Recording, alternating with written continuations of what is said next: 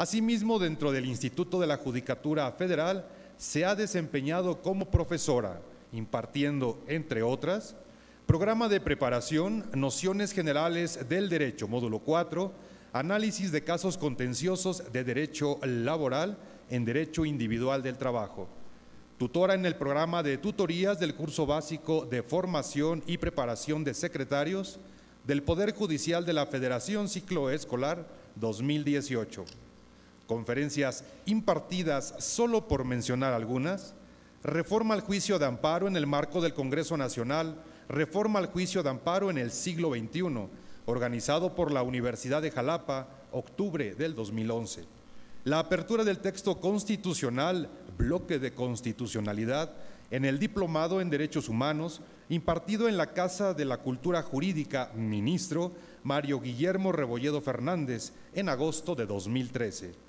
La reforma de justicia 2017, los nuevos tribunales de justicia laboral, en el marco del coloquio sobre justicia laboral en el contexto actual, 2 de septiembre de 2017. Participación en la revista Jurista con el artículo titulado Eliminación de los conflictos individuales de la seguridad social de la competencia de los tribunales laborales, y fuera del Instituto de la Judicatura Federal ha impartido y participado en diferentes cursos, seminarios y diplomados. Resulta un gran honor presentar a nuestra hoy conferencista de lujo, la maestra Lucero Alejandra de Alba Peña. Adelante, maestra, le damos la bienvenida en el uso de la palabra. Muchas gracias. Hola, muy buenas tardes a todos. Primero que nada, agradecer a la Escuela Judicial de aquí del Poder Judicial del Estado de México. Muchísimas gracias, señor director, por la invitación. Y bueno, decirles que estoy realmente muy contenta y muy emocionada de venir a compartir con ustedes este tema, lineamientos para juzgar con perspectiva de género en la jurisdicción laboral en México. Este tema me emociona porque implica cambiar el chip que tenemos, implica cambiar la forma de ver el derecho, implica la forma de trabajar un expediente, implica cambiar todo. Y qué mejor este momento que vamos a iniciar con esta reforma laboral. Entonces, para hablar sobre este tema que me emociona muchísimo, les planteo lo siguiente. No vamos a empezar directo con el derecho, vamos a empezar con el tema sociológico, porque si no comprendemos el tema de la sociología, que yo sé que todos aquí ya han tenido estos cursos de perspectiva de género, vamos a hablar un poquito de sociología para poder entonces tener un fundamento para comprender entonces todos los instrumentos nacionales e internacionales con los que contamos para poder aplicarlos ya en el momento de hacer justicia, de solicitar justicia, de pedir justicia, de hacer justicia o como lo queramos ver. Entonces vamos por un marco sociológico, después vamos a entrar a un marco legal y después vamos a ver algunos criterios que he encontrado en donde habían pistas de lo que teníamos que resolver y las dejamos de ver, para al final poder encontrar qué es lo que nos está haciendo falta para poder llegar a nuestras conclusiones viéndolos con perspectiva de género. Pero para empezar esto también quiero que nos quede así todos muy claro, que cuando hablamos de perspectiva de género es una lucha por el derecho y la defensa de los derechos de las minorías, ¿sale? Porque al final vamos a ver también, si alcanzamos a llegar al final, mitos y leyendas sobre la perspectiva de género, en la que se suele pensar que la perspectiva de género es decir, es mujer, concédele el amparo, es mujer, condena la reinstalación. No. La perspectiva de género nos hace amplios. Hay un libro muy bueno que les recomiendo de acoso laboral que sacó la Corte, es sobre una sentencia que sacó la Corte. Se llaman Casos Relevantes de la Suprema Corte y me parece que está en internet. Ahí al final hacen un estudio dogmático y en ese estudio se dice, la perspectiva de género es el derecho de las minorías. Y entre la fuerza de la perspectiva de género está en ser la base del derecho laboral. Y me acuerdo que en una conferencia alguien me dijo, ¿cómo va a ser la base del derecho laboral si primero nació el derecho laboral y luego la perspectiva de género? Y yo, bueno, la perspectiva de género tiene muchísimo tiempo, pero no lo habíamos comprendido como tal. Sin embargo, sí es una base para el derecho laboral porque siempre hemos hablado de una persona menos favorecida frente a alguien más favorecida en una estructura, ¿no? Patrón, trabajador, siempre hemos estado en esa sintonía. De eso se trata comprender la perspectiva de género. Entonces, ya que quedamos clarísimos de cómo vamos a trabajar y cómo vamos a platicar en esta exposición, bueno, pues empezamos con… Les tengo que decir algo, primero, soy muy fanática del arte, van a ver mucho arte ahí. Y cada pintura que vean tienen que pensarla, porque para poder pensar con perspectiva de género debemos de ser críticos. Y tengo esta frase que digo que el arte con perspectiva de género no es lo que plasma el artista, sino lo que interpreta el receptor. Y para mí eso es el derecho. El derecho es lo que interpretamos y lo que vemos, lo que podemos ver más allá de lo que nos están plasmando. Ahí hay un búho, cada quien puede ver lo que quiera. Bueno, empiezo con esto de las falacias. Les voy a decir por qué empiezo diciéndoles, ojo, hay que entender que es una falacia. Esta falacia por generalización precipitada va a ser lo primero que venga a su cabeza cada que estemos platicando estos temas de género. No sé si les pasa, pero yo creo que esta es una cosa de mexicanos, que cada que estamos platicando y estás contándole a alguien, no, es que de verdad fui a comer un lugar delicioso, inmediatamente el receptor está pensando en qué lugar más delicioso ha ido para comentarte inmediatamente en ese momento. ¿Sí se han dado cuenta de eso? Bueno, eso va a pasar en este momento. Vamos a estar platicando de muchas situaciones que pasan en el género y alguien va a pensar en ese momento, no es cierto, es que mi cuñado se quedó de ama de casa y él cuida a los niños. Bueno, todo lo que vamos a platicar ahorita son estadísticas, nada está salido de la manga. Entonces, por eso les digo de la falacia de generalización precipitada, porque no podemos pensar que porque en nuestra sociedad, en nuestro ámbito, en nuestra comunidad no pasa, no quiere decir que no está sucediendo y no que continúa sucediendo, ¿sale? Entonces, por eso, todo este tema lo empiezo diciéndoles, cuidado con las falacias de precipitación, de generalización precipitada. ¿Cuáles son los problemas que se enfrenta la sociedad por cuestiones de género? Bueno, también les recomiendo, les voy a recomendar películas, libros, les voy a recomendar de todo, así que ustedes anoten. El libro de Alda Facio se llama Cuando el género, no, ¿cómo dice? Cuando el género suena, cambios trae. Así, y lo pueden descargar en internet. Bueno, ella nos dice que la discriminación por razón de género se da en atención a 4 situaciones sociales. La primera es una ideología y su expresión en el lenguaje. Les dije que íbamos a empezar a ver esto. Vean este caballo y después van a ver por qué se los estoy diciendo.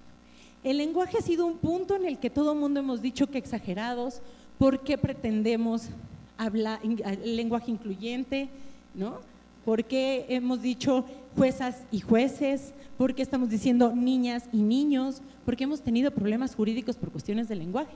Pero además los tenemos todos los días, tenemos esos problemas cuando platicamos como sociedad y nos inculcan cosas, pero fíjense, era del otro lado.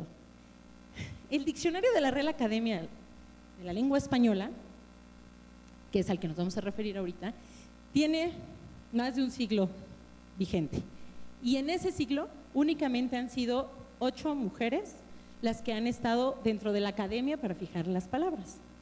Fíjense en la definición de la palabra hombre. Cuando hablamos de hombre, si lo buscan en su diccionario, les van a aparecer 63 centímetros palabra, pero son mundo de acepciones, son como 40 acepciones. Y cuando hablamos de hombre, para empezar, lo primero que nos dice es hombre es varón o mujer. Varón o mujer, es lo primero que nos dice. Y además todas las demás definiciones que tiene son virtuosas, es el hombre de bien, el hombre de bigote, el hombre de cabeza, el hombre de corazón. Así vamos a encontrar todas las definiciones que nos tiene hombre. Pero mujer tiene la mitad de acepciones y de esa mitad de acepciones, la mitad implican ser mujer fácil, mujer de la calle, mujer.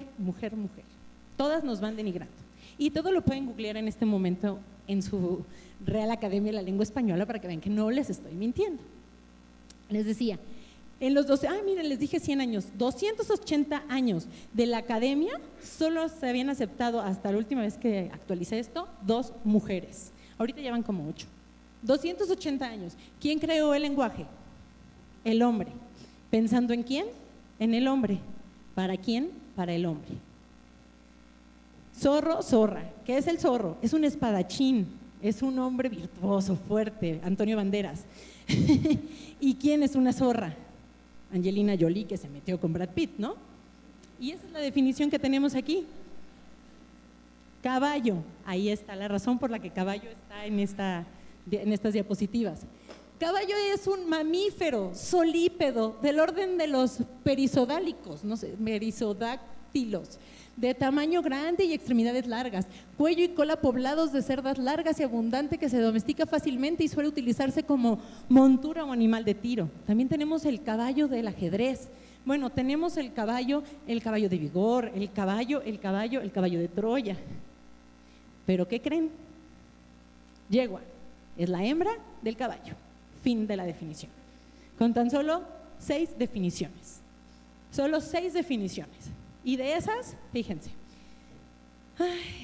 dice mujer grosera en Cuba, colilla de cigarro, hombre homosexual es una yegua y persona estúpida o tonta. Ya pasamos del hombre y de la mujer, ya pasamos a ver los animales. Porque dije zorra y zorro, piensen en perra, perro. Así van a ir saliendo todas nuestras definiciones. Ahora vamos a los objetos. Barco. Barco es una estructura grande, generalmente grande. Es un barco, es algo de dimensiones. Pero la barca es una embarcación pequeña para pescar o costear nada más. Y cuando empieza, aquí dice en femenino. Barca es en femenino, mientras barco es en masculino. Entonces, la ideología y su expresión en el lenguaje no quedan en el vocabulario, que por cierto no somos los únicos que lo tenemos el español. Si checamos la historia del diccionario de la lengua inglesa, que es con el diccionario de hoy, hay una película muy buena con Sean Penn y no me acuerdo, Mel Gibson, que habla de la historia, de cómo lograron crear este diccionario.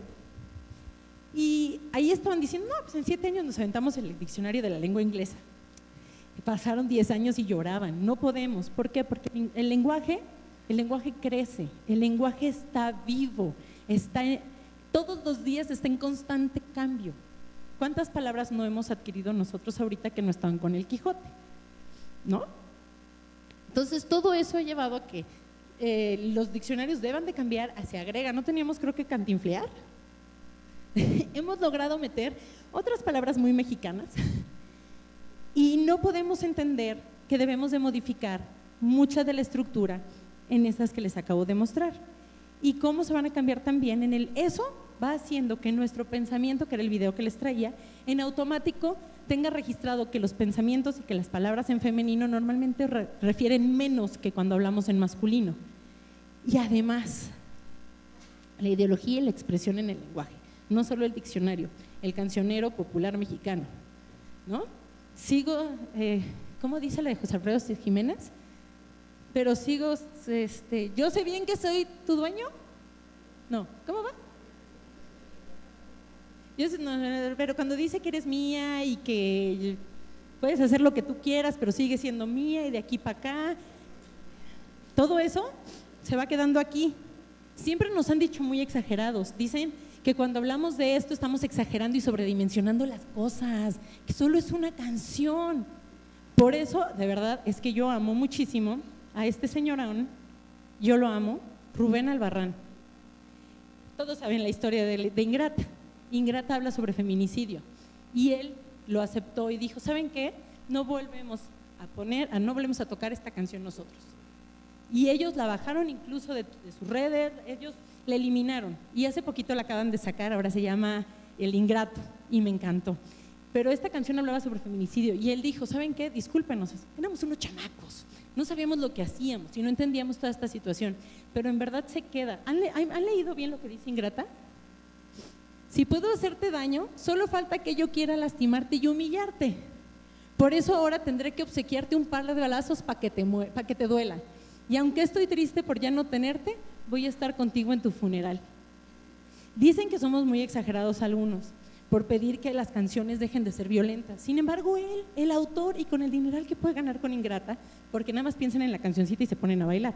Esta canción es un hit y él dijo, no la vuelvo a tocar porque está haciendo daño. Él dijo, no le puse que dijo, pero dijo que estaba muy mal y que le daba mucha pena y que lo disculparan y que les manda saludos. Bueno, saludos aquí a Rubén Albarrán, que lo amamos. Ah, mira, aquí dice, éramos bien jóvenes cuando se compuso y no estábamos sensibilizados con esta problemática como ahora todos sí lo estamos. Creo que es un momento de repensar si vamos a seguir tocando o si la cambiaremos la letra, porque ahora sí estamos sensibilizados y sabemos del problema y yo personalmente no estoy interesado en apoyar esto, ¿no? Mucha gente puede decir que es solo una canción, pero las canciones son la cultura y esa cultura es la que hace que ciertas personas se sientan con poder de agredir, de hacer daño, de lo que sea. Personalmente desde hace mucho dije, pistola, no me gusta y con mi cuerpo hago la broma y esos balazos son de otro tipo. Bueno, para que vean la importancia del lenguaje, me encontré esta tesis hace mucho que me encantó. Se tuvo que interpretar si el churro era pan, era de panadería o era una fritura para poder determinar cuál era su régimen fiscal. Entonces, díganme, ¿es importante o no es importante el lenguaje cuando ya lo estoy aterrizando al momento jurídico? Entonces, cuando hablamos de lenguaje, ¿por qué es importante? Es importante cuando como abogados lo presentamos en una sentencia. Es importante como cuando jueces, como cuando litigantes estamos solicitándolo en nuestras pretensiones y cuando como jueces lo hacemos, porque definitivamente las sentencias y las solicitudes también son cultura como las canciones y los precedentes judiciales se vuelven parte de nuestra cultura jurídica y por tanto parte de nuestra cultura nacional, de nuestra identidad nacional. Y veamos el criterio que acaba de salir hace poco de las trabajadoras domésticas y tiene un cuidado total y absoluto en el uso del lenguaje. Pero desde ahí del lenguaje tenemos problemas para entender de qué lado estamos y cómo es que nos han ido desvalorizando.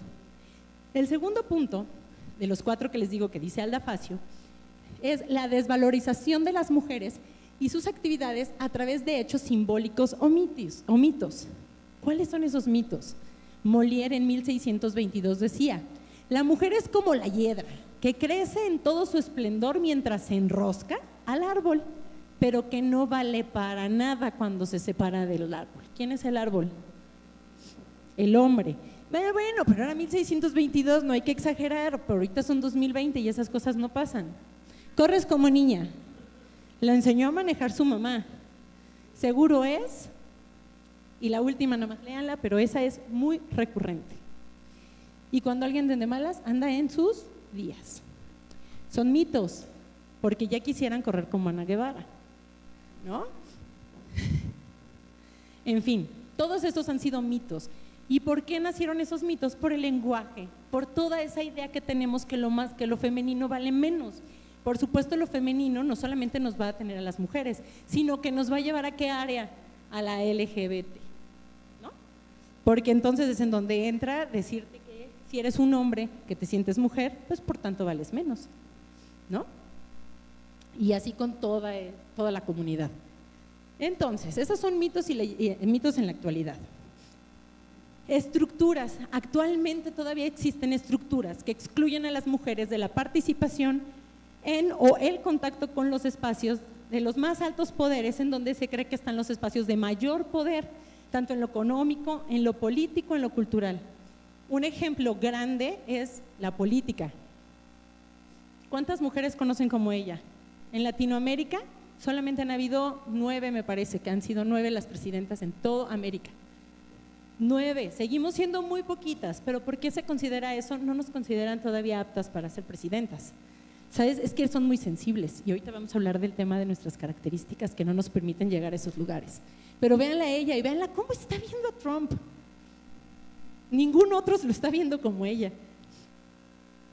En la religión, definitivamente a la religión no nos han permitido acceder, porque solamente puede ser papa, obispo. Incluso hace poco sabía yo que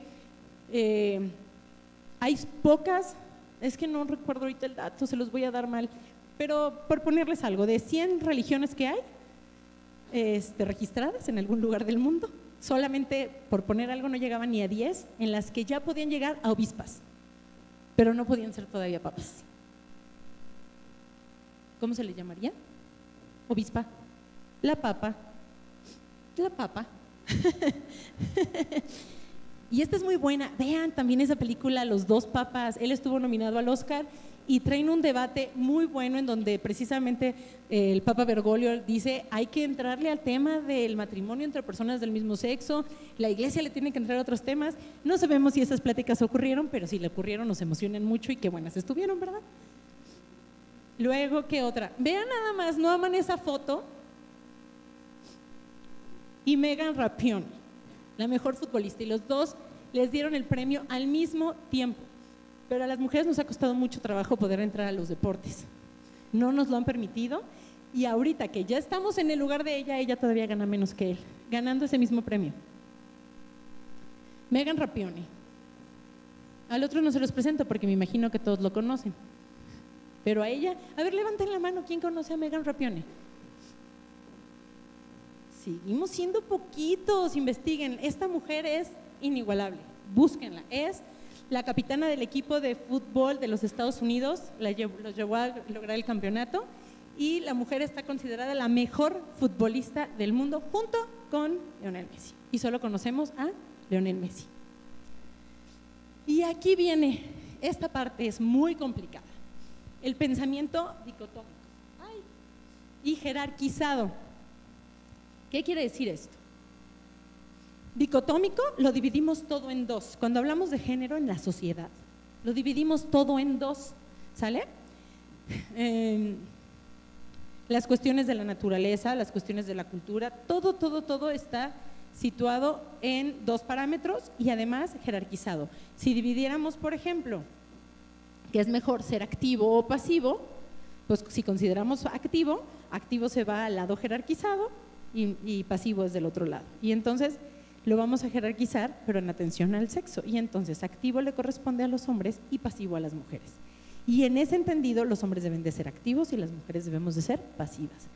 Pero esto no, vamos a decir, no, yo nunca lo he pensado, pero ¿cuántas veces hemos visto un niño que en el McDonald's llega corriendo y mamá, me caí? No llores, mijo, que eres niño. ¿Que eres niña?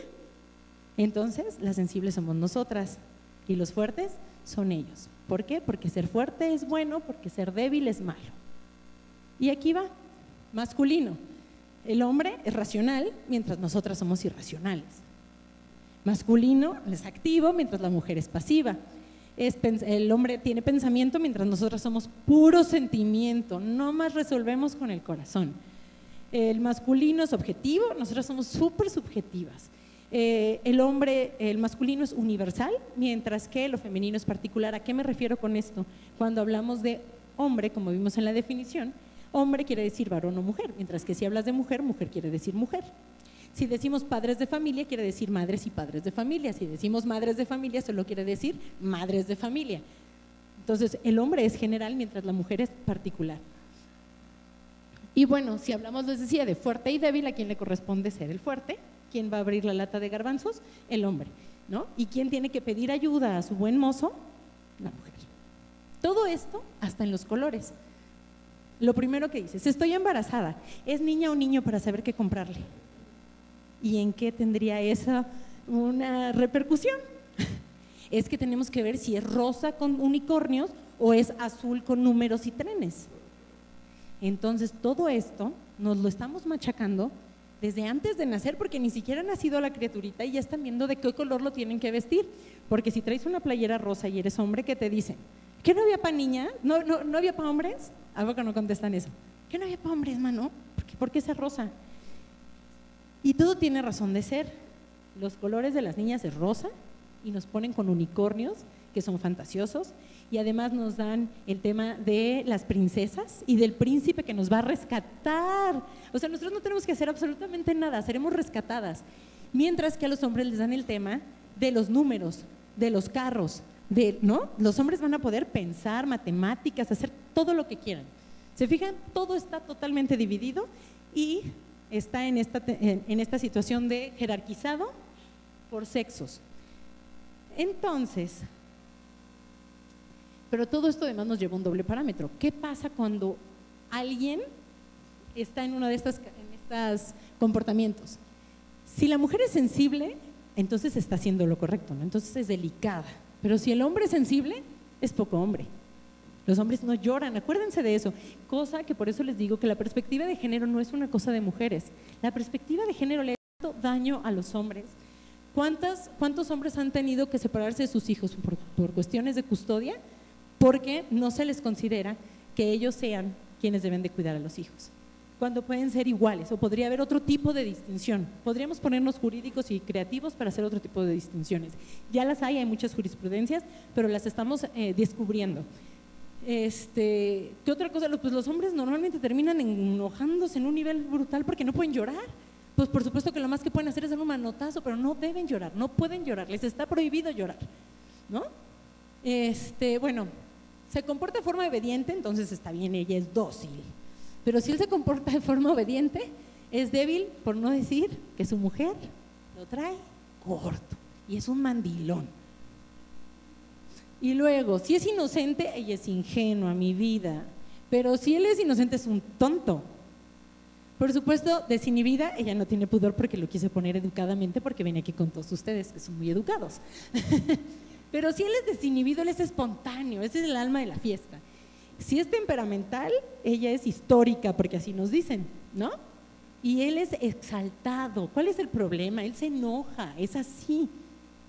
Entonces, ¿se fijan cómo esta cuestión de dividir las cosas por sexo, en atención a esta jerarquía que damos, todo lo hacemos blanco o negro, pero en atención a ese blanco o negro todo tiene nivel, todo está jerarquizado y se va lo mejor para el hombre, lo menor. Por eso cada que alguien dice, ay mamá soy gay, pues es que mi hijo eres mujer y cómo, o sea, le estás bajando aquí la cosa, ¿no?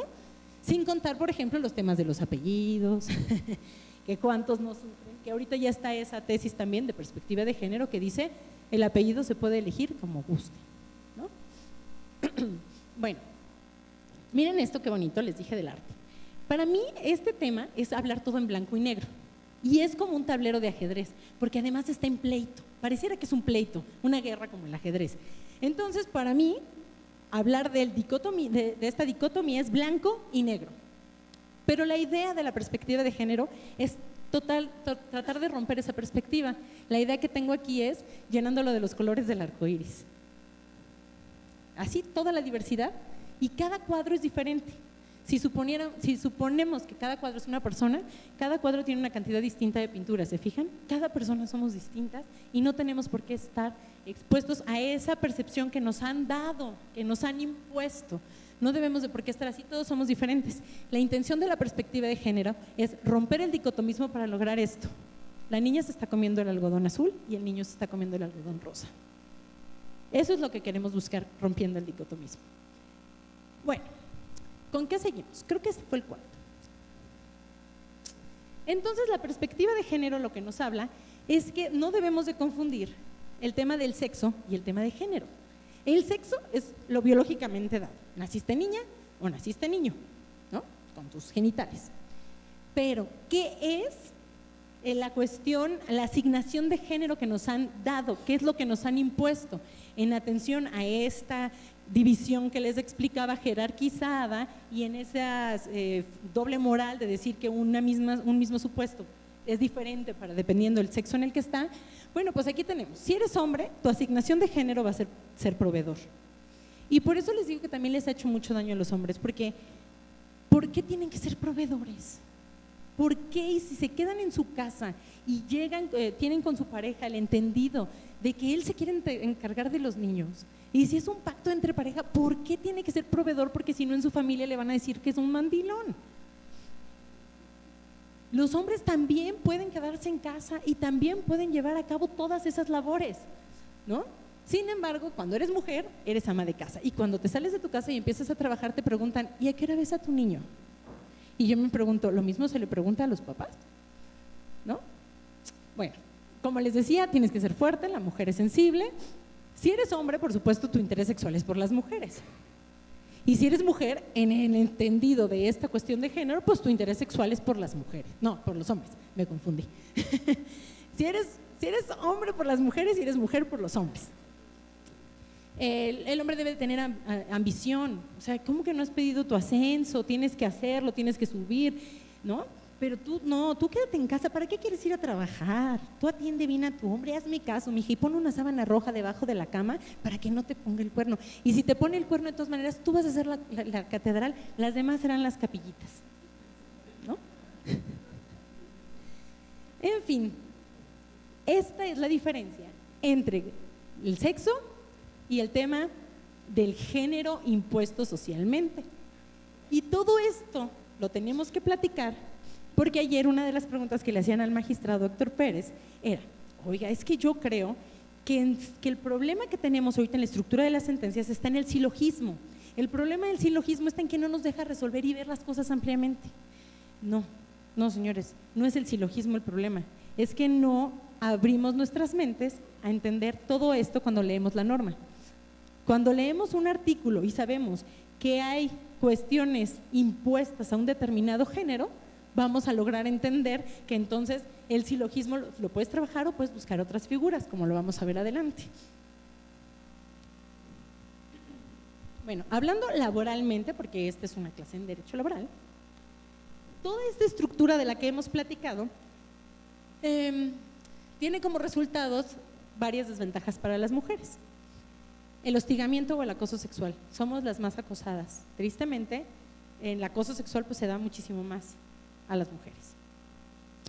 Y pues no les tengo que contar qué es el acoso sexual, pero hay una película muy buena ahorita, que les dije de las películas, es Escándalo, de las 3 reporteras de deportes de la BBC, de CNN. ¿Sí la vieron? Bueno, véanla este fin de semana. Es con Nicole Kidman, Scarlett. ¿Ya ven? No es Scarlett Johansson. No, ella no sale. Bueno, pero chequen la Escándalo.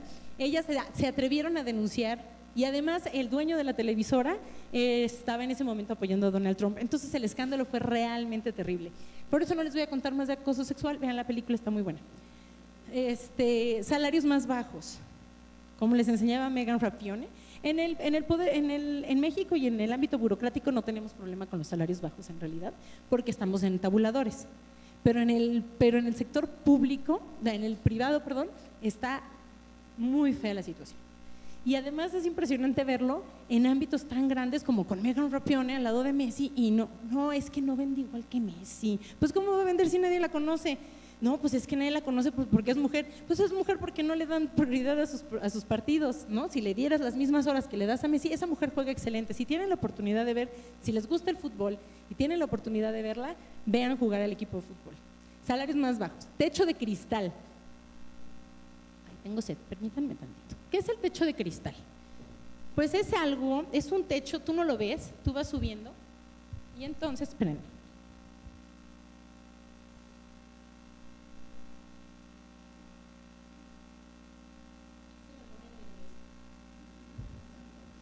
El público me pone nerviosa. No. El techo de cristal quiere decir que tienes una escalera, tu compañero de junto también, y vas caminando hasta que tu compañero lo ves que sigue y tú dices, yo puedo seguir, y pum, te pegas porque no lo viste. ¿Nunca les ha pasado cuando van al banco y no ven que está la puerta cerrada y que había vidrio y que terminan ahí estampados? Eso es el techo de cristal. ¿Y cuándo nos ocurre? Cuando a las mujeres se les sigue otorgando trabajos en atención al dicotomismo que vimos. ¿A quién le corresponde ser el doctor? Al hombre. ¿Y a quién le toca ser la enfermera? A la mujer. ¿Por qué? Porque en esta asignación que habíamos visto ahorita atendiendo al género, a nosotras nos toca el deber del cuidado, ¿no? Incluso hasta de la suegra.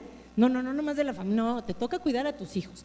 Y luego cuando tus hijos se van, entonces ya vienen tus papás enfermos. Y si se te enferma la suegra, también se viene tu suegra para tu casa. Y te toca ser a ti la encargada del cuidado. Por eso también está el tema, donde seguramente han escuchado mucho, del tema de los juguetes. Los juguetes no tienen género. Tanto niñas como niños tienen que aprender a barrer. Las escobitas deben de ser rojas y verdes, no tienen por qué ser rosas y con Hello Kitty. Y también el tema de las muñecas. Las muñecas, los papás, ¿no han visto qué hermosos se ven los papás cargando a sus hijos? Y yo he visto niños jugando con muñecas y luego les dicen, ¿es tuya? Y el niño así como, ¿qué contestó?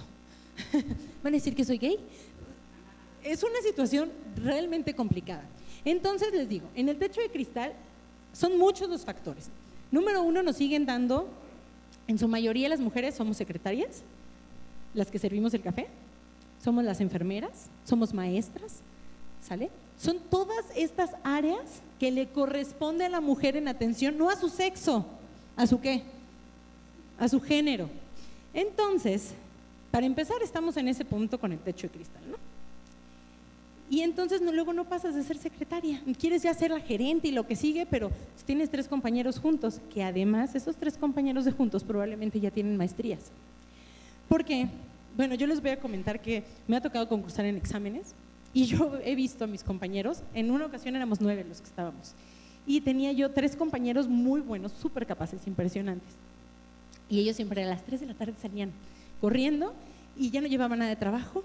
Y sabían que, no me decían, no, es que ahorita me va a hacer favor, ya llego, mi esposa ya me tiene el café, se lleva a los niños para que me dejen estudiar.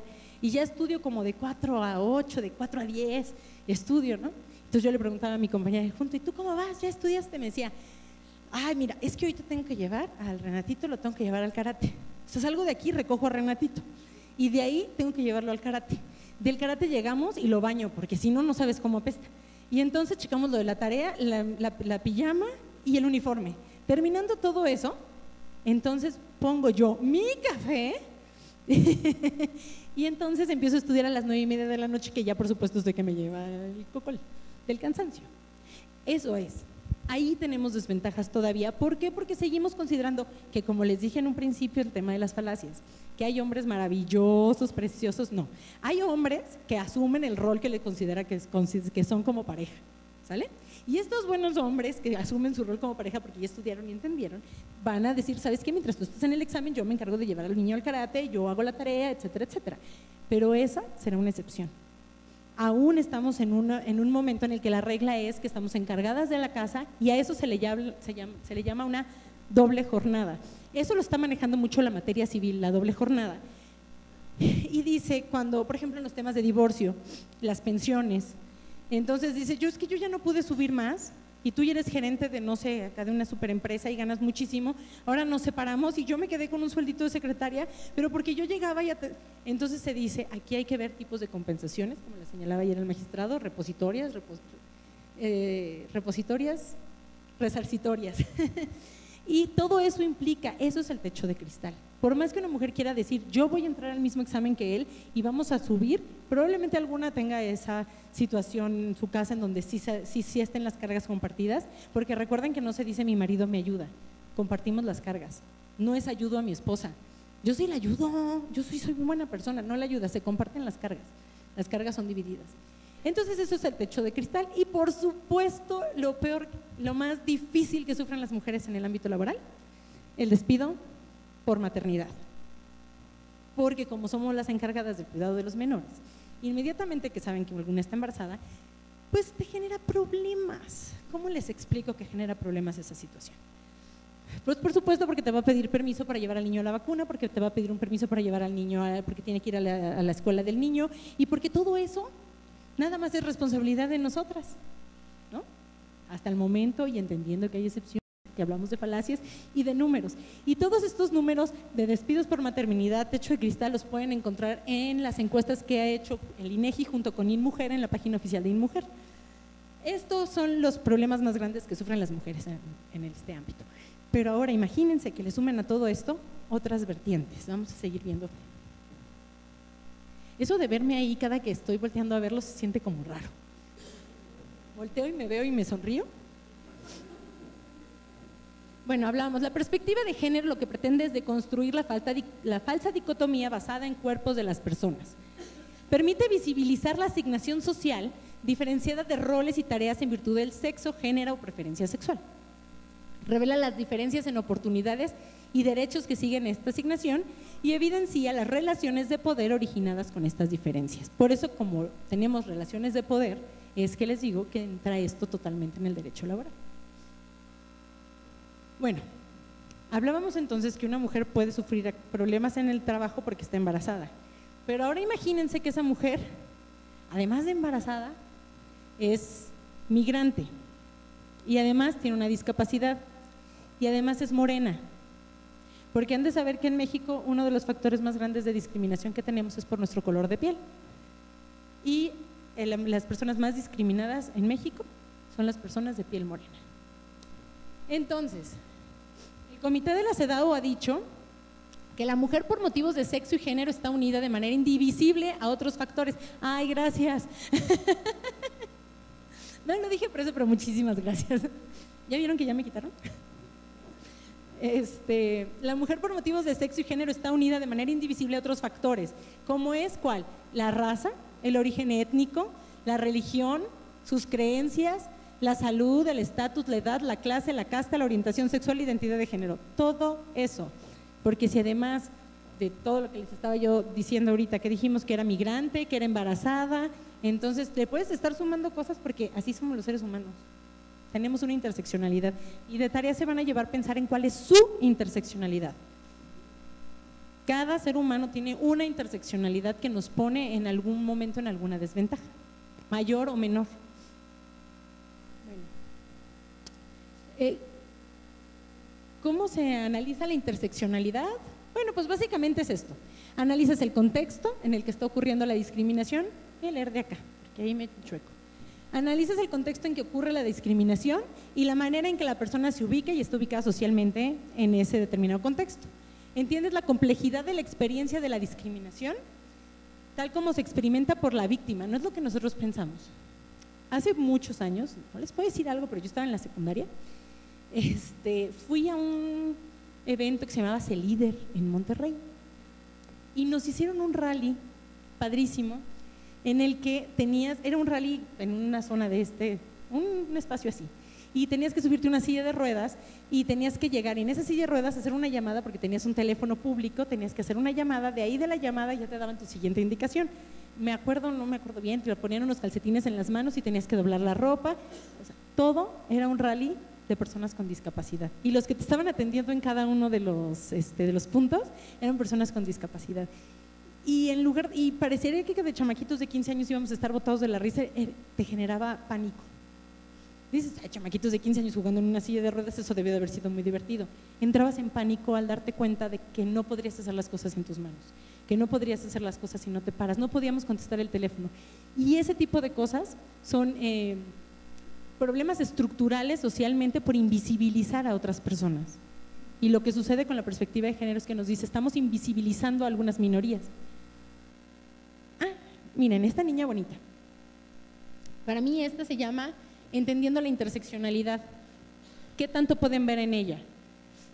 Bueno, me enteré de la iglesia porque la investigué, por eso se las voy a decir. Es la iglesia de Quetzaltenango, Guatemala. Entonces para mí esta niña representa que es migrante. Además es niña, es trabajadora, es de piel morena. ¿Cómo analizaríamos un asunto si a ustedes abogados les llega una niña así diciéndoles que tuvo un problema laboral?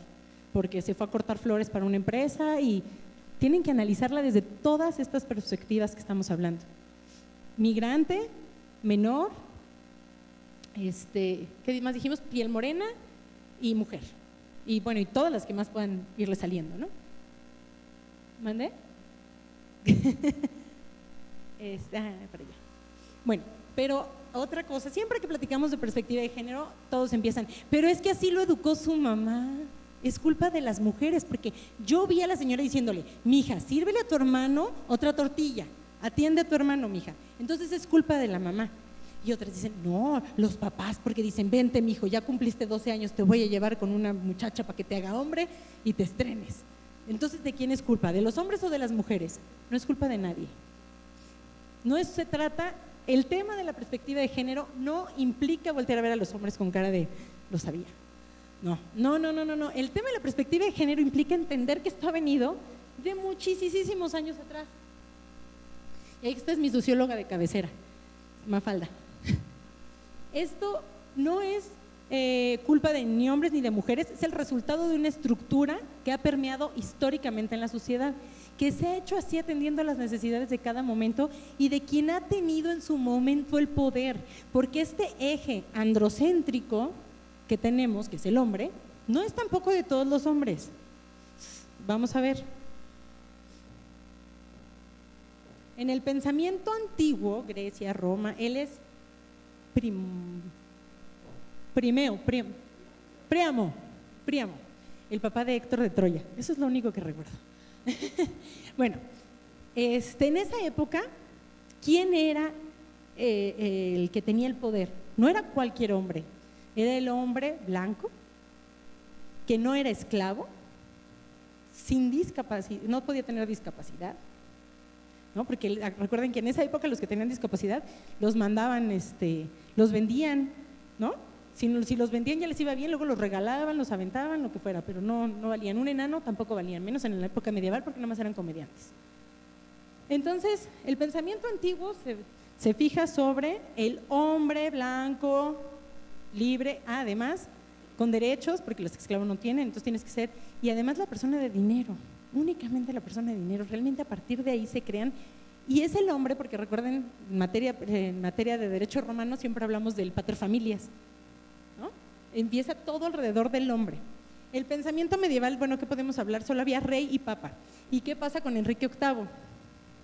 Recuerdan toda esa historia, si no, vean las películas de Enrique VIII. Y además ahorita hay como 40,000 series, está la serie de los Tudor, la de la otra Bolena. Bueno, Enrique VIII resulta que está casado con la hija de los reyes de España, Catalina de Aragón, y entonces nada más le da niño, y pues le da niña, perdón, sí, le da niña, que es María, le da a María, y entonces eso era el gran problema. En Francia ya lo habían tenido antes con la ley de los varones, no podían tener mujeres reinas. ¿Por qué? Bueno, sí puede ser reina, pero la que va al ladito sentada bonita, pues. O sea, no eres la que toma las decisiones, nada más eres la que acompaña al rey. ¿Y quién viene ahorita Inglaterra con la reina que todavía tiene, va? Bueno, ¿y qué pasó con eso? Hasta se separó de la iglesia católica para poderse casar con Ana Bolena para que le diera un hijo. Y sácatelas, que le da niña, porque las niñas no funcionábamos para eso.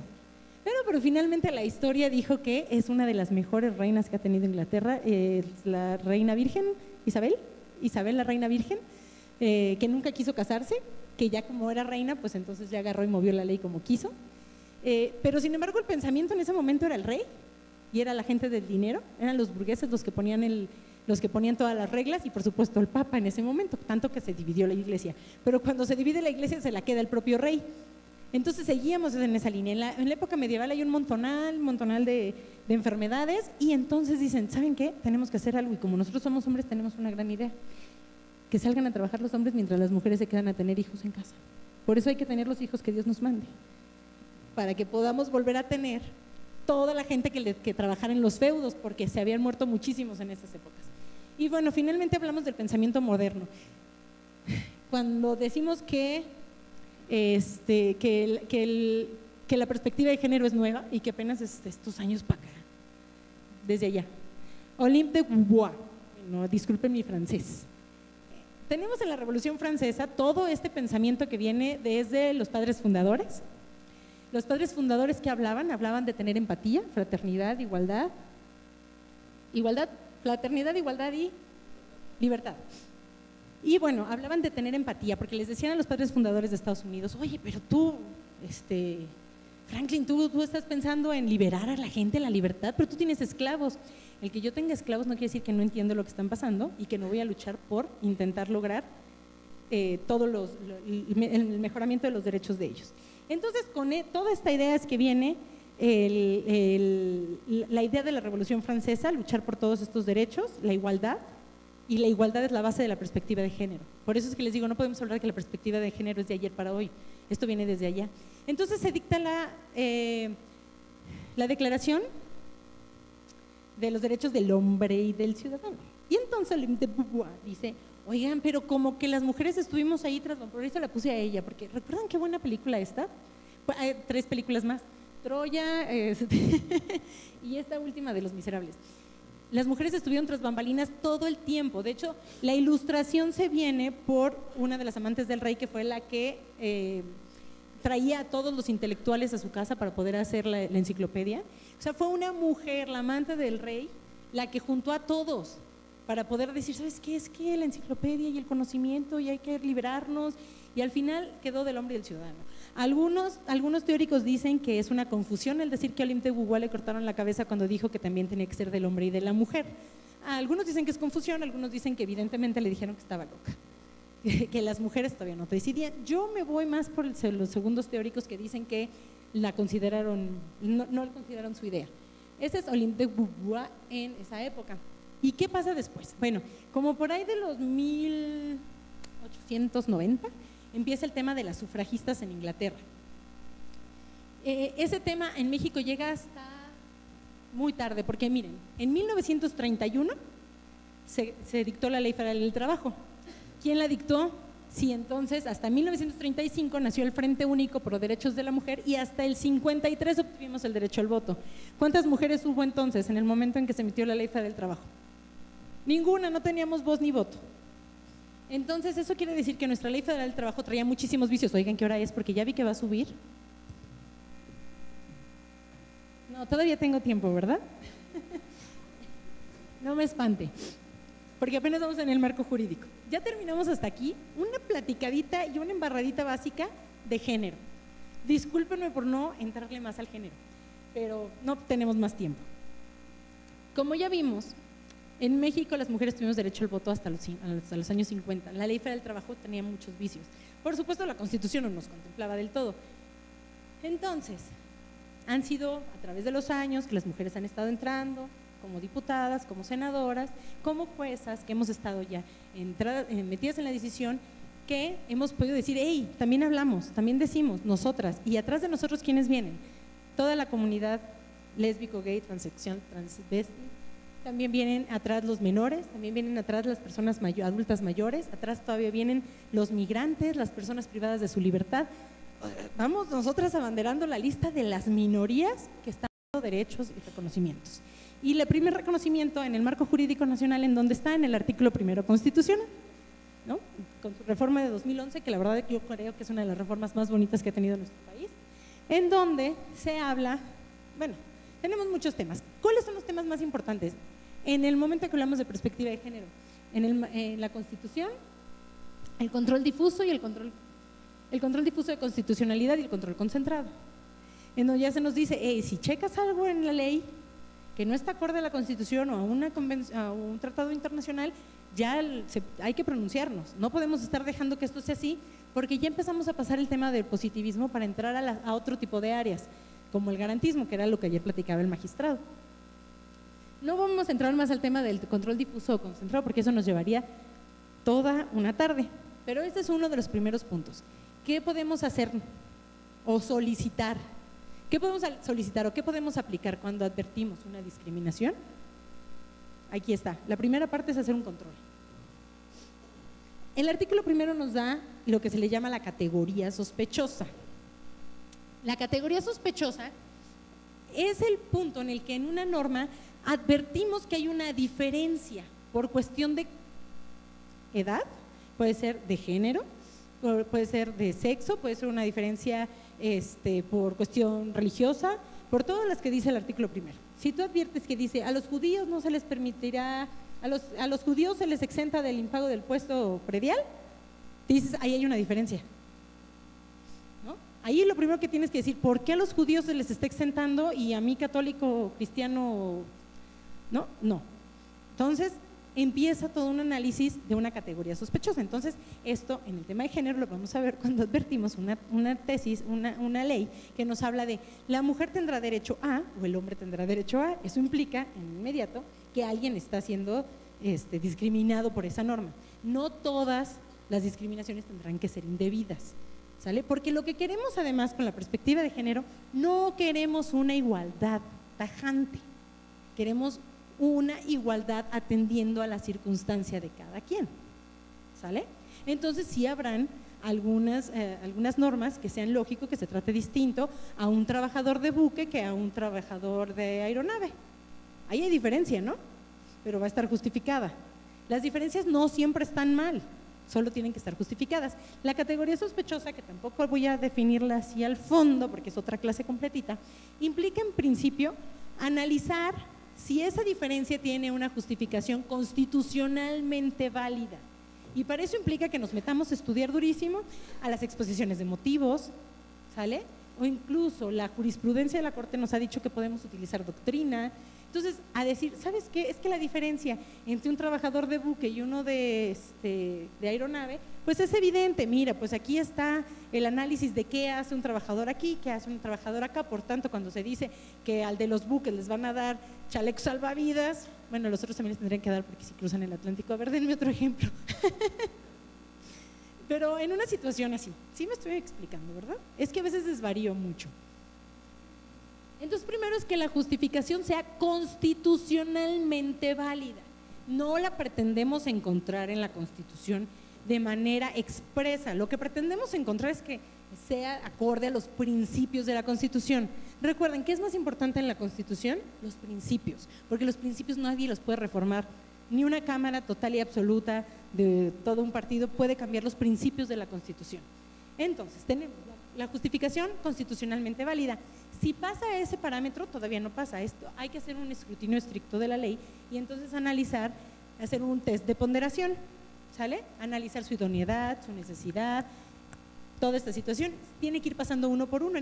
Si no pasara el primero, ahí se queda y ya la declaras que no cumple, que en efecto es una ley discriminatoria. No dices, es una ley de categoría sospechosa. No, decimos, esta ley es discriminatoria atento al artículo primero. Si nos quedamos en el primero, en el primer filtro que es la justificación.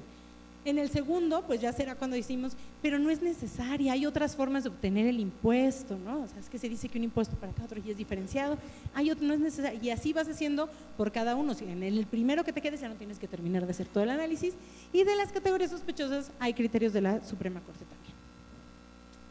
también. Entonces, como estamos viendo, el artículo primero me da, número 1, la posibilidad de hacer un control constitucional y convencional.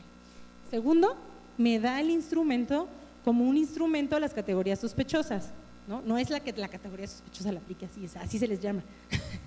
Es que siempre he creído que eso genera como confusión, ¿no? Así de, ¿cómo si buscamos googleando? ¿Cómo es el tema de la categoría sospechosa? Sí lo encuentran, pero vaya, lo que se hace es declarar la A que va en contra del artículo primero constitucional. Luego, ¿qué otra cosa nos da? Nos da el tema de la igualdad. Y como yo les decía, la igualdad la tenemos tanto como principio como así como un derecho. Es muy importante entenderlo. Como derecho es una llave, como principio es algo que permea. Como principio tiene el carácter de jus cogens, por lo que no admite acuerdo en contrario. Ningún acto jurídico que entre en conflicto con dicho principio fundamental puede ser admitido. Es aplicable a todo Estado, independientemente que sea parte o no de algún tratado internacional. Implica que el Estado, ya sea a nivel internacional o su ordenamiento interno, genera efectos inclusive entre particulares. Como un principio y como un derecho, les decía, es la llavecita para entrar y solicitar. Es mi derecho a la igualdad y me está siendo violado. ¿Sale? Constituye una herramienta, bueno, aquí dice herramienta, pero yo dije llave. Es una herramienta subjetiva para acceder a la justicia. Otorga la titularidad a la persona para reclamar por diversas vías la realización efectiva de la igualdad. ¿Sale? Lo cierto es que es una obligación, mientras es un principio y es un derecho, por otro lado es una obligación del Estado. Pero además la igualdad la tenemos que entender de muchas formas. La igualdad formal, que es la que ya dice la ley, que todos los hombres y mujeres serán iguales ante la ley, que hombres y mujeres deberán tener el mismo salario. Sin embargo, la igualdad estructural, la material es en donde advertimos que realmente no tenemos el mismo salario. ¿Se saben el chisme de este asunto, verdad? Vean esta serie de Crown, está demasiado buenísima. Ella que, bueno, si estás hablando de que la serie se trata de la reina de Inglaterra, pues nos quedaría claro que la estrella de la serie es ella y no su marido. ¿Y quién creen que cobró más en esa serie? Él. Pero ella dijo, me voy a ir a juicio. Y solo me voy a ir a juicio no porque no haya ganado suficiente. Básicamente dijo, gané para no volver a trabajar en mi vida. Lo voy a hacer para sentar un precedente. Y lo logró, sentó un precedente judicial en el que se estableció pues que no había ninguna razón y que incluso ella tenía que haber ganado más que él durante esa serie. La Chivas femenil, me van a decir, es que no ganan igual, y además la Ley Federal del Trabajo en su capítulo especial de deportes dice que no tendrán que ganar igual los que no estén en la misma, que no se trate de, o sea, por ejemplo, cuando es barco, dice, pues si el barco es de 5 estrellas y tú trabajas en uno de 1 estrella, pues no tienes que ganar igual. Esta misma situación no puede aplicar aquí, porque este equipo de fútbol de las Chivas está exactamente en el mismo rango que el de los hombres. Dicen que el problema es que no ganan los empresarios, pues pónganlas en horarios que vendan.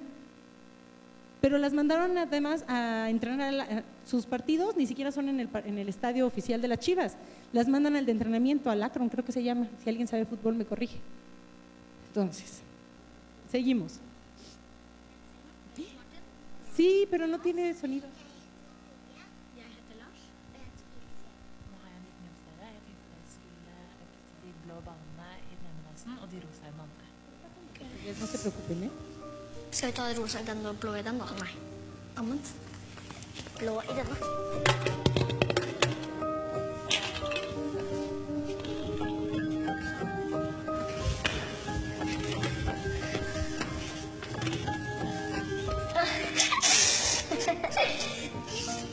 Men nå skal dere få belønningen deres. Oi. Hva er dette for noe? Hva er dette for noe? Ok, og nå kan dere åpne øynene. Oi.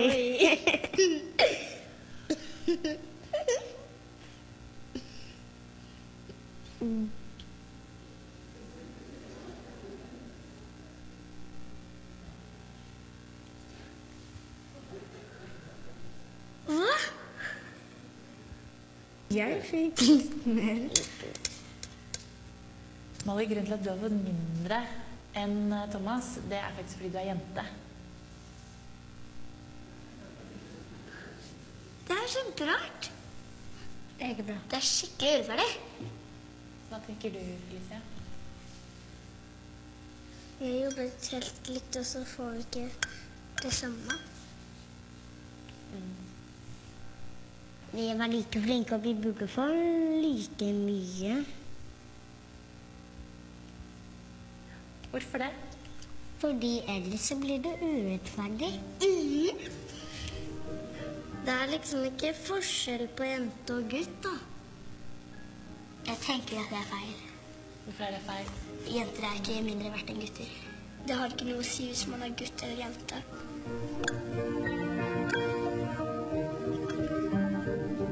Sånn, jeg er like fin da. Nei. Nå har vi litt mer. Nå har vi litt mer.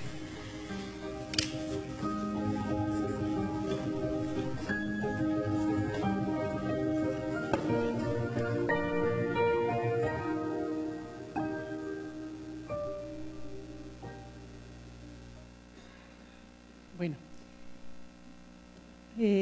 pues estábamos hablando de la igualdad, ¿no? En el tema de la discriminación, estábamos en la Constitución. ¿Qué sigue en nuestro marco jurídico? La CEDAW. La CEDAW en su artículo primero nos va a dar a entender la discriminación. Hay dos tipos, así, en todo hay dos tipos aquí, ¿verdad? Si hay igualdad, hay igualdad, igualdad material, igualdad formal, material y estructural. Y ahorita vamos a ver discriminación también en dos temas. Vamos a ver, miren.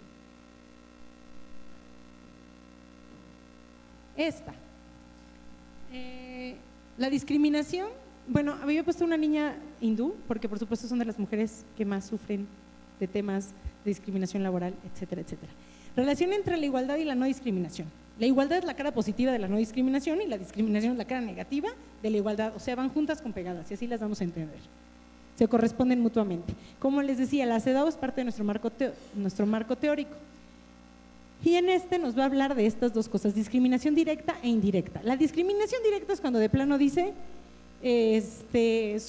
como les dije, el matrimonio es entre un hombre y una mujer. ¿A quién discrimina? A dos hombres que se quieren casar. Eso es directísimo, ¿no? Lo entendemos por default. La discriminación indirecta es un poquito más compleja, porque es cuando pareciera que te está ayudando, pero en realidad te sigue señalando. La Ley Federal del Trabajo en el 2012 tuvo una reforma y decía así, muy orgullosa la reforma, que por cuestiones de género se hacía una reforma en el apartado de las mujeres y se agregaba la siguiente: las mujeres podrán pedir 3 meses para cuando se adopte un menor, para poderlo integrar al hogar. Las mujeres pueden pedir 3 meses y eso de la perspectiva de género de la legislatura. ¿Qué ven ustedes ahí? ¿Por qué creo yo, les afirmo yo que es una discriminación indirecta a la mujer? Porque es mujer, exactamente. Es mujer y le corresponde el cuidado del niño y traerlo al hogar. Es una discriminación indirecta a la mujer. ¿A quién es directa? Al hombre. Bueno, pero ahora con nuestra reforma de 2019, que ayer ya no copié el artículo, ya está el artículo que dice, por otra parte, no hay junto, por otra parte dice, los hombres podrán pedir, no 3 meses, ahora creo que 2 meses. 2 meses para cuando se adopte un menor lo puedan integrar al hogar. Ya bien, ya lo estamos tratando igual. ¿Y por qué 2? Aquí no estamos hablando de que parió, que tuvo una cirugía, no hay nada, es adopción.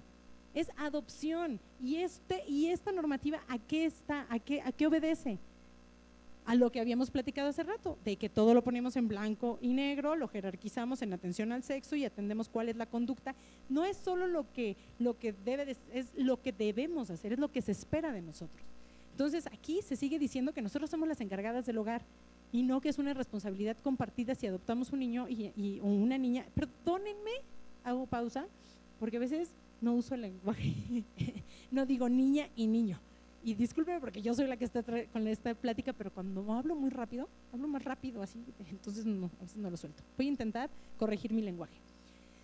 La discriminación entonces aquí es evidentemente indirecta para la mujer en el 2012 con esta reforma y directa para el hombre. Y entonces regresamos al tema de cuando le preguntaban al magistrado, oiga, pero es que los silogismos, ese es el problema. Si se fijan, aquí no habría problema en aplicar el silogismo cuando tú pones, la mujer podrá tener, te dicen, oye, es que yo quiero un permiso. Vamos a hacer, y eres mujer, entonces vamos a hacer el silogismo y ponemos la premisa mayor, que sería nuestro marco jurídico, y la Ley Federal del Trabajo me dice que sí tienes derecho. Por tanto, los hechos me dices que adoptaste un menor, la conclusión será pues que tienes derecho a los meses.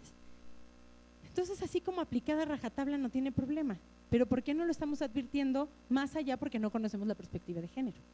Si conoces la perspectiva de género, el problema ya nos dimos cuenta que no es el silogismo, sino no conocer la perspectiva de género y poder entender que esta norma tiene una diferencia no justificada. Hasta que conoces el tema de la perspectiva de género y te empapas del tema social, entonces podrás advertirla, y como además aquí ya todos nosotros ya nos quedaron claros los temas sociales y ya vimos cuáles son las herramientas que nos da la Constitución, ya podríamos entonces aquí ver si vamos a hacer una categoría, vamos a determinar que hay una categoría sospechosa, ya podremos ver qué herramientas tenemos. El silogismo en sí no es el problema es no tener la mente abierta con este tipo de temas, no analizarlos en el fondo. Bueno, tenemos la Constitución, tenemos la CEDAW, tenemos 1000 normas, pero no se las puedo decir todas. ¿Qué tenemos? De la Ley General de Víctimas, porque en temas de acoso laboral, todos esos temas nos sirve. Tenemos también la Convención Belén do Pará para cuestiones de violencia. En el artículo 123, por supuesto que tenemos todo el panorama de trabajo digno, decente, que ayer lo comentaba el magistrado. Y es un mundo tremendo. Pero vamos a enfocarnos, Constitución, CEDAW y el protocolo para juzgar con perspectiva de género. Tiene años y casi nadie lo ha leído. Y aquí nos dice cómo debemos entonces de ir aplicando todo lo que ya conocimos sociológicamente, cómo lo vamos a ir aplicando al momento de juzgar. Vamos a advertir cuestiones de manera previa, por ejemplo, no vamos a decirlo todo, pero por ejemplo aquí que se ordenen órdenes, que tengamos órdenes de protección. Es el caso que comentaba ayer el magistrado. En el tema de un acoso laboral, lo primero que tendremos que ver es buscar la orden de protección para esta persona que es víctima. El segundo punto es la determinación de hechos e interpretación de las pruebas, advertir el contexto en el que está sucediendo, entre muchas otras cosas. No me detengo, está el protocolo, lo pueden bajar de la página de la Corte, es gratuito y lo imprimen. La determinación del derecho aplicable es el marco jurídico. Como ven, aquí viene el silogismo. El protocolo para juzgar con perspectiva de género es un silogismo, pero te enfoca mucho a decirme, oye, ¿y esta conducta que le sucedió a esta persona le hubiera sucedido si hubiera sido hombre? No, porque los hombres no se embarazan, por eso no lo hubieran corrido por embarazo. Entonces, te va dando ese tipo de tips, pero vas armando también. Entonces, tenemos el tema de la argumentación. ¿Cómo vamos a argumentar? Pues siempre vamos a argumentar bajo los principios constitucionales de igualdad, universalidad, interdependencia, indivisibilidad y progresividad. Es que todos esos derechos los tenemos que analizar cuando analizamos conforme a los derechos humanos. La perspectiva de género no lo podemos analizar si no la entendemos con los derechos humanos. O sea, pues es que es derechos humanos, son juntos, pegados, son simplemente, viven juntos. la reparación del daño, que casi no se maneja en la materia laboral. Pero yo creo que sí debe de haber tipos de reparación del daño, por ejemplo, el caso de las víctimas de acoso laboral. Por supuesto que debe haber una reparación del daño para ver los temas médicos, psicológicos, todo lo que necesite, todo eso lo tenemos que ver. Y este punto no lo dice el protocolo, este es aporte mío, que se refleje en la estadística. Todo esto empezó porque yo dije, a ver, ya conocemos todos de perspectiva de género en todas las áreas judiciales, ya conocemos, ya tenemos los instrumentos, ¿por qué no se reflejan en las estadísticas? Entonces me metí a buscar estadísticas y entré, sobre todo les voy a decir, en otros estados a buscar, y no aparece, pero porque no está contemplada dentro de los rubros la perspectiva de género. Cuando se resuelve un laudo, no se le suele poner que se resolvió con perspectiva de género. Entonces encontré ceros, mandé solicitud de transparencia y transparencia me decía, no llevamos esos rubros. ¿Cómo vamos a saber que estamos mejorando en los temas de género si no tenemos estadísticas? Era un poco lo que pasaba con el feminicidio. Necesitamos un delito para tener nuestros números, ¿no? ¿Por qué? Porque dicen, no, es que casi no han habido. Pues, ¿cómo vamos a poder distinguir un homicidio, ¿no?, de un homicidio por cuestión de odio, por cuestiones de género? Entonces, si no, primero necesitamos de tener esa idea, de ese concepto individual. Pero además necesitamos estadísticas para saber si suben o bajan, ¿no? Lo que necesita el Estado para poder trabajar son estadísticas. ¿Cómo vamos en vivienda? ¿Cómo vamos en cuestión salud? ¿Cómo estamos en trabajo? ¿Cómo vamos con la perspectiva de género? No lo sabemos porque no hay estadísticas. Entonces, dentro de la perspectiva, dentro del protocolo, yo agrego que debe de haber estadística. Bueno, les voy a contar estos casos concretos muy rápido porque no sé qué hora es. Ay, sí me da tiempo. Estos casos concretos les voy a contar. El primero es una señora que llega a pedir su pensión de viudez en términos del 899C. Y ya ven que el 899C trae un montonal de requisitos y le dice entonces la Junta, oye, fíjate que no me trajiste el dato de los patrones con los que elaboró y los periodos, y no me trajiste tal documento y tal documento, y ya, pues a la señora ya, ahí quedó la señora, ¿no? Se absolvió en el laudo. Y entonces, pues ahí quedó, nadie vio que era una mujer viuda, nadie entendió, nadie vio cuál era el sistema. Pues como decía Pedro Infante, ¿no? Nomás llegaba y le decía, mira Bartola, ahí te dejo esos 2 pesos, pagas la renta, el teléfono y la luz. Y entonces, si en nuestro contexto social sabemos que es como general y lo podríamos buscar aquí con estadísticas, porque una cosa no es, nunca vamos a resolver un asunto con nuestro pechito diciendo, pues mire, como la maestra dijo ya ese día que con el tema de la Bartola, yo creo que la mujer no sabía en dónde trabajaba. Busquemos estadísticas, para eso tenemos INEGI, para eso tenemos INMUJER, tenemos un montón de instituciones a las que no estamos explotando, tenemos transparencia, tenemos muchísimas instituciones para que nos den información y podamos entonces al momento de argumentar, tanto como postulantes como juzgadores, tengamos la posibilidad real de argumentar con hechos reales, no con lo que siente nuestro pechito, con argumentos, con estadísticas, con todo. Entonces, en este caso tendríamos que ver realmente cuál es la situación de las viudas en México. ¿Cuántas mujeres realmente saben en dónde trabajaba su marido? ¿Cuántas realmente saben cuánto ganaba? ¿Quién era el patrón? Se muere el señor de sorpresa y entonces la mujer ya no sabe dónde vivía. No saben dónde estaban las cosas, no saben ni el cajón en donde guardaba las cosas. Entonces, ¿cómo le vamos a exigir a ella, que no era la trabajadora y que no tenía conocimiento de todo esto, cómo le vamos a estar exigiendo estos requisitos, que son requisitos que la ley está estableciendo al trabajador que debe de tener? Y que, siendo honestos, y levanten la mano aquí quien me pueda decir exactamente quién tiene conocimiento de todos dónde están sus papeles laborales, ¿no? ¿Quién sabe perfectamente bien como trabajador cuáles han sido todos los domicilios de sus empresas? Si me pueden decir cuáles son todas las prestaciones que vienen en sus recibos de pago como trabajador. ¿Alguien me puede decir todos los datos que tienes? No. Ahora la esposa, que siendo, como les digo, como la Bartola, ¿no? Entonces,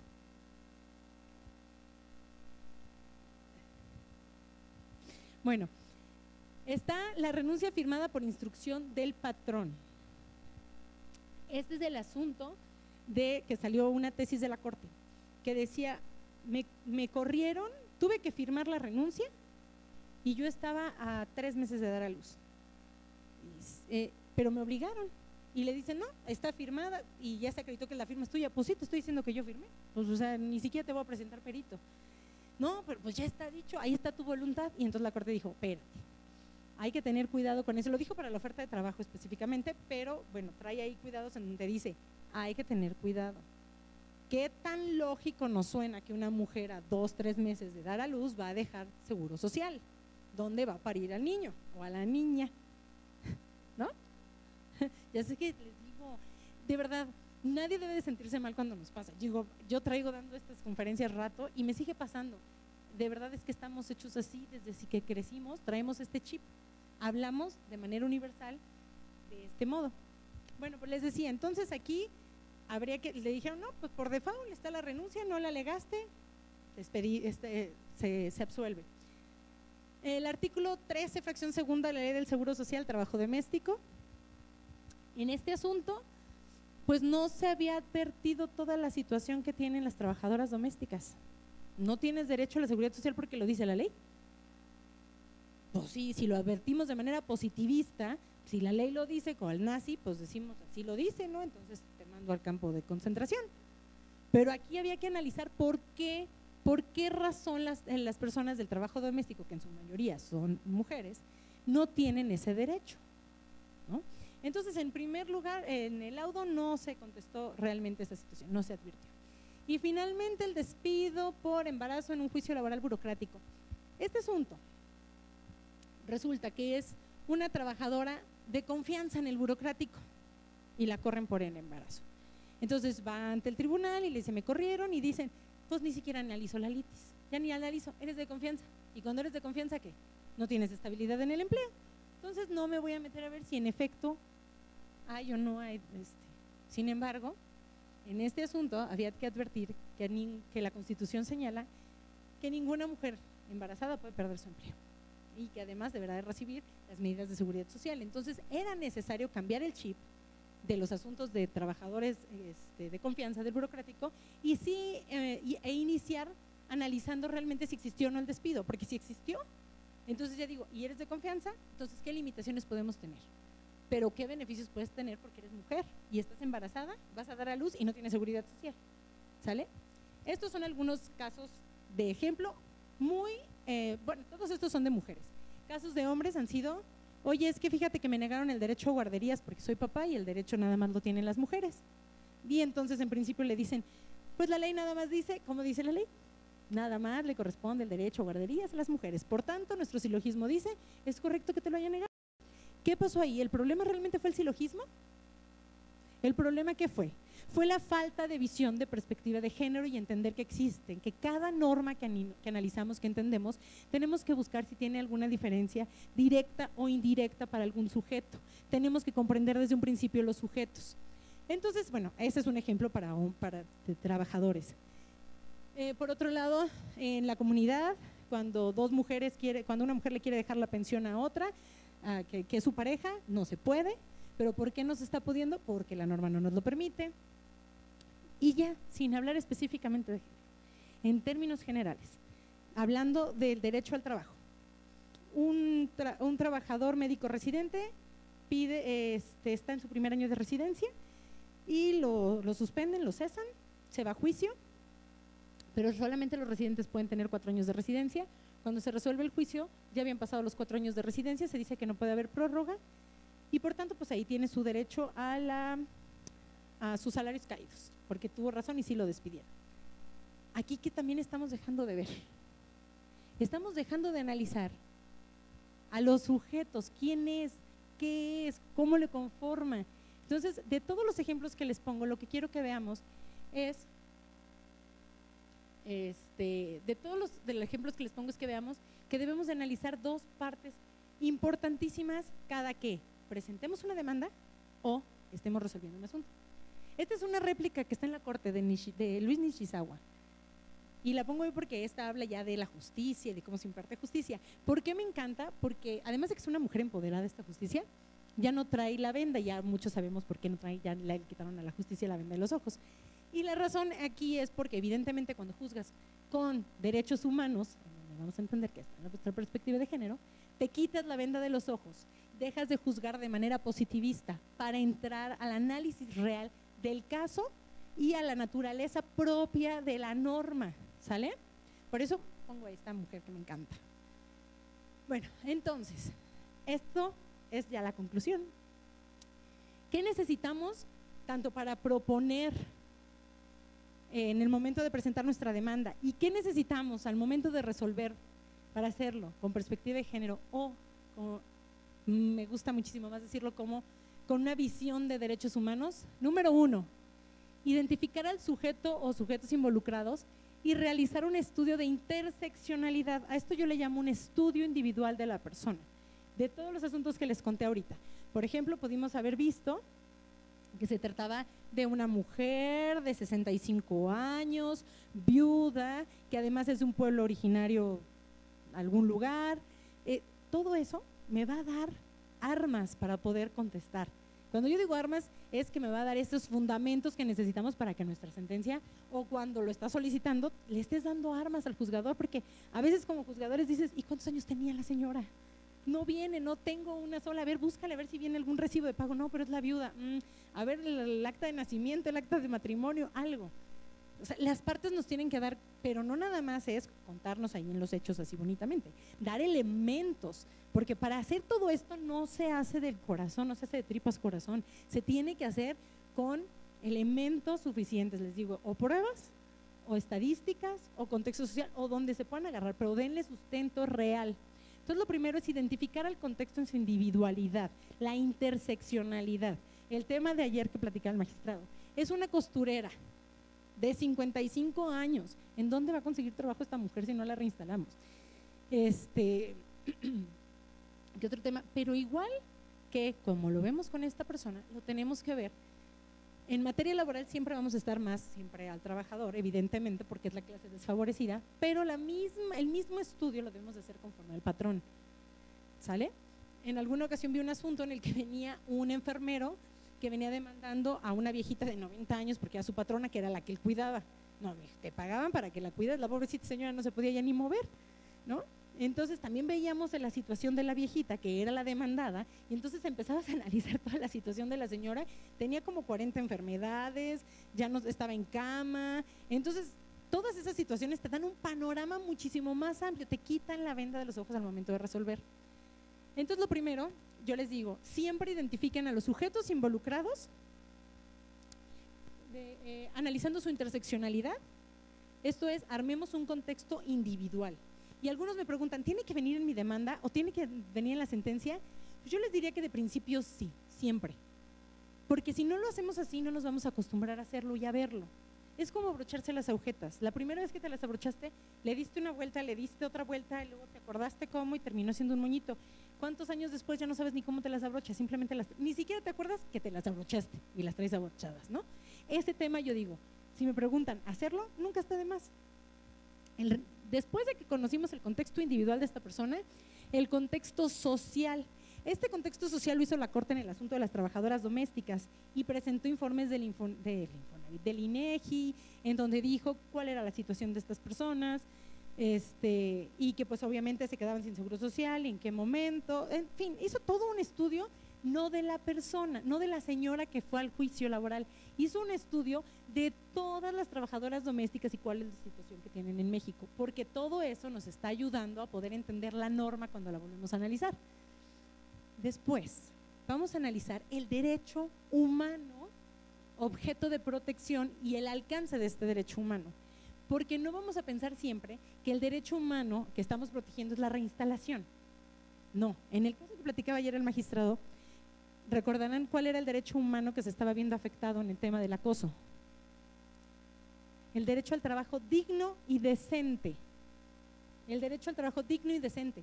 El asunto que les acabo de platicar del residente médico. ¿Por qué lo saqué a colación? Analizas qué es un médico residente. No, pues este muchacho tiene 25 años, quería ser cardiólogo, ¿no? ¿Cómo se llega a ser cardiólogo en México en un contexto social? ¿No? Tienes que hacer como 1000 años de especialidades, etcétera, etcétera. Y ahora, ¿cuál es su derecho humano vulnerado de este muchacho? No, pues ya fue reinstalado. No, esa es la acción. ¿Cuál es el derecho humano? es su derecho al desarrollo de la personalidad, al desarrollo de mi plan de vida. Ese es el derecho humano que se le estaba afectando a este médico residente.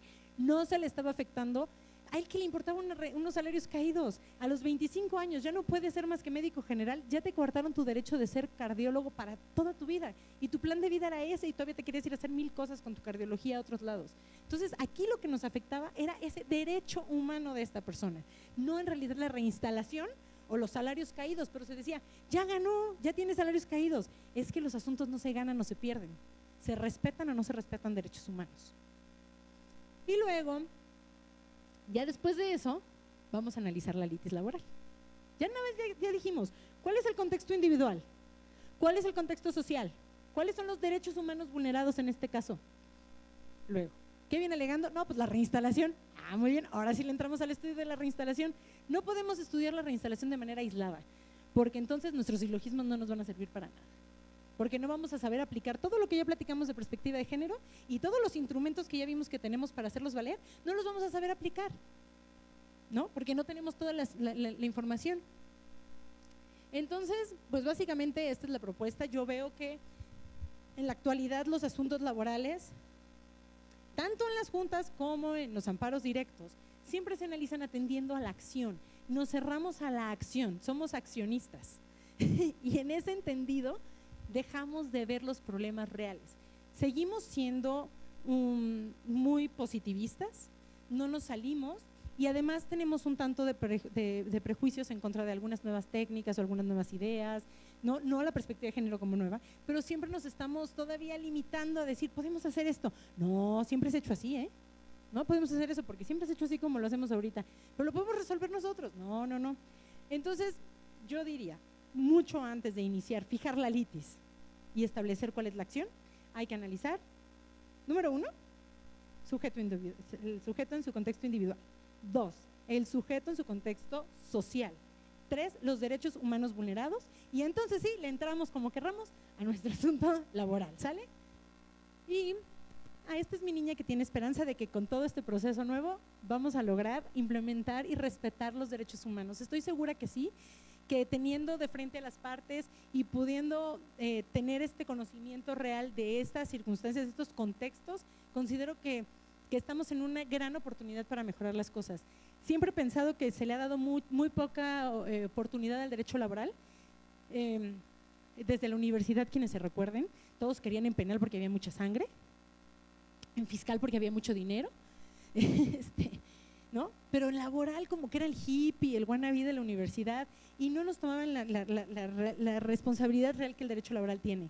Yo creo, y el civil porque también deja dinero, yo creo que si tomamos conciencia real y absoluta de lo que implica el derecho laboral, México puede salir adelante brutalmente. Cuando entendamos, nunca han oído las abuelitas que dicen, mi hija, cuando el hambre entra por la puerta, el amor sale por la ventana. Si mantenemos salarios dignos, trabajos decentes, si mantenemos familias unidas, olvídense de juicios civiles porque las familias se desintegran. Olvídense de materia penal porque haya necesidad de salir a robar. Olvídense de muchas cosas. En nuestras manos realmente, como laboralistas, tenemos la oportunidad de mejorar este país en mucho, haciendo las cosas correctas como litigantes y como juzgadores y como partes. Porque me ha tocado ver tristemente asuntos en los que sabes que están abusando y que no puedes hacer mucho al respecto. Tenemos la oportunidad. Los abogados creo que nunca a lo mejor nunca hemos sentido, no hemos llegado a esa, como los médicos. Los médicos saben que tienen tu vida en sus manos porque te está operando el corazón. Este cardiólogo al que le suspendieron, tiene su corazón en su mano, sabe que si lo aprieta te mueres. Nosotros, si dejamos a alguien sin trabajo, no sabemos el daño que le podemos ocasionar. Y a una empresa, si no la estudiamos bien, podemos llevarla a la quiebra si no la analizamos debidamente. Realmente en nuestras manos están cambiar las cosas. Entonces, espero estos lineamientos puedan funcionar para lo que hacen. Y finalmente, bueno, con todo esto quiero decirles mitos y realidades del derecho laboral, de la perspectiva de género. Ni los derechos humanos, ni la perspectiva de género es una moda. Como les digo, esto tiene años, es una lucha en la que hemos estado, y la moda son las minifaldas que llegan y la siguiente temporada ya no están. Esto está para quedarse. Tenemos que juzgar así siempre, porque esto es el derecho de las minorías, ¿verdad? La perspectiva de género cuestiona el paradigma de único ser humano neutral y universal basado en el hombre blanco, heterosexual, adulto sin discapacidad, no indígena y en los roles a que dicho paradigma se atribuyen. Falso, que es un método enfocado únicamente a las mujeres. Finalmente, ¿verdad? Se trata de una estrategia que permite ver a las personas en sus diversos contextos, necesidades y autonomías. Muchas gracias.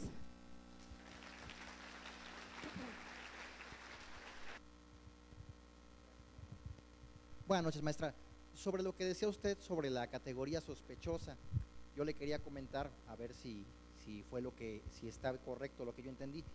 Por ejemplo, cuando hablamos de la cuestión de la pensión de viudez solicitada por un varón, como bien sabemos, la ley del Seguro Social exige que el varón, independientemente de que haya dependido económicamente de la finada, de la de cuyos, pues la ley exige precisamente que esté totalmente incapacitado.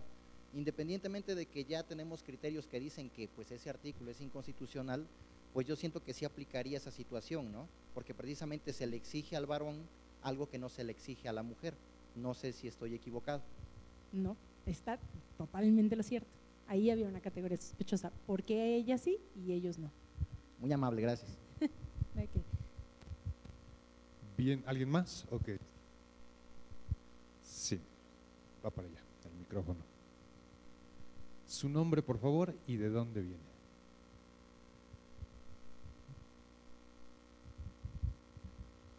Bueno, mi nombre es Eduardo Avendaño Flores, provengo del Valle de México, específicamente del distrito de Tlalnepantla, como se le llama comúnmente. Bueno, mi duda es al respecto de que esta desigualdad, digamos, entre el hombre y la mujer proviene del sistema educativo. Yo en el 2014 tuve la oportunidad de ingresar al nivel educativo aquí en el Estado de México. Estuve en 2 subsistemas educativos, lo que es preparatoria oficial del gobierno del Estado de México y lo que es el Colegio de Estudios Científicos y Tecnológicos del Estado de México.